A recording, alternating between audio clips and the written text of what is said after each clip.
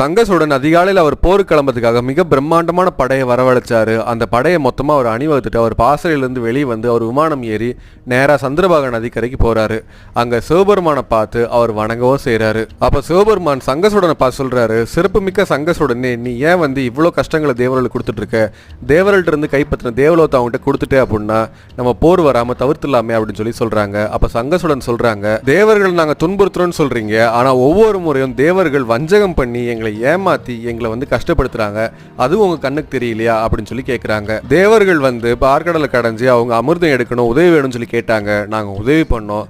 அப்போ அந்த அமிர்தத்தில் எங்களுக்கும் பங்கு கொடுத்துருக்கணுமா இல்லையா? ஆனால் அவங்க திருமாலோட சேர்ந்து எங்களை வஞ்சகம் பண்ணி மோகினி அவதாரம் எடுத்து வந்து எங்களுக்கு அமிர்தம் கொடுக்காம அவங்க ஏமாத்தவும் செஞ்சாங்க. இது மட்டும்தானா அப்படின்னு சொல்லி பார்த்தோம் அப்படின்னா, எங்க அசுர குலத்தில் இருக்கக்கூடிய ஹிரண்யாச்சன், ஹிரண்யகசிபு அப்படிங்கிறவங்களையும் அந்த மகாவிஷ்ணோட உதவியால் அவங்க வதம் பண்ணவும் செஞ்சாங்க.